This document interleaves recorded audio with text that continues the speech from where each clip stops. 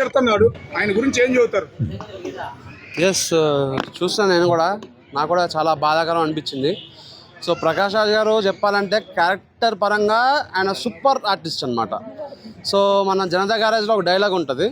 So ఇది ఒక అరుదైన మొక్క అంటారు కదా. సో అరుదైన మొక్క మనకి ఒక ప్రకాష్ రాజ్ అని చెప్పుకోవచ్చు. బట్ మన సినిమాల్లో ఆయనకి ఎన్నో డివోషనల్ క్యారెక్టర్ ఇచ్చాం. ఒక శివుడి క్యారెక్టర్ కానీ, ఒక రాముడి క్యారెక్టర్ కానీ, ఒక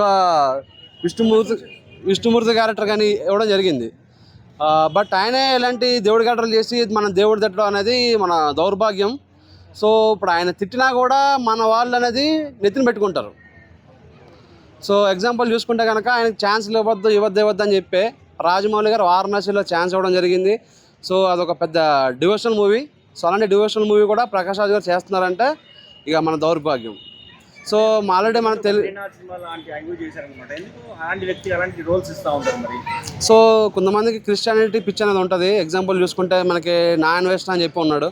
సో ఆయన హిందూ ముసుగులో ఉన్న ఒక క్రిస్టియన్ పర్సన్. సో అలాగే చాలామంది కూడా ఉండడం జరిగింది.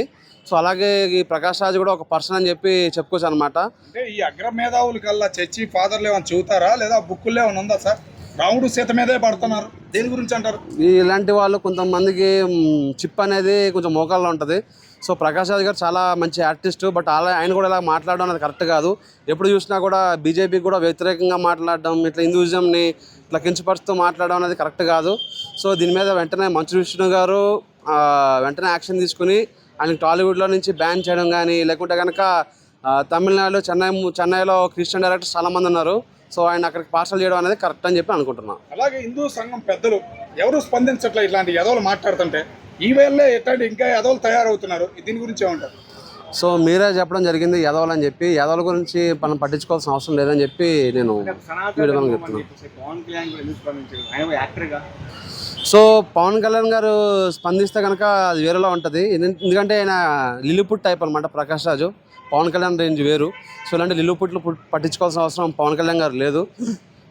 అలాగే ప్రకాష్ రాజ్ గారిని పట్టించుకోవాలంటే కనుక ఒక కర్మ అనేది ఒకటి ఉంటుంది. మనం చూసుకుంటే కత్తి మహేష్ రాముడు వారి గురించి మాట్లాడడం జరిగింది. ఆయన ఏమైందో మనకు తెలుసు. అలాగే ఒకసారి శ్రీముఖి గారు కూడా నోరు జారడం జరిగింది. సో ఆమె నెక్స్ట్ రోజు క్షమాపణ చెప్పడం జరిగింది. సో ఆయన కూడా ఒక ఛాన్స్ ఇద్దాం ప్రకాష్ రాజ్ గారికి కూడా. అదే నేను చెప్తున్నా కదా, అప్పుడు ఎవరు కూడా ప్రజలు సీరియస్ అవ్వలేదు. సో ఇప్పుడు ప్రజలందరూ రియాక్ట్ అవుతున్నారు. సో ఇప్పుడు ఆయన పంచభూతాల మధ్యలో ఉన్నారు. సో ఈ పంచభూతాల నుంచి ఎప్పుడు బయటకు వస్తాడో.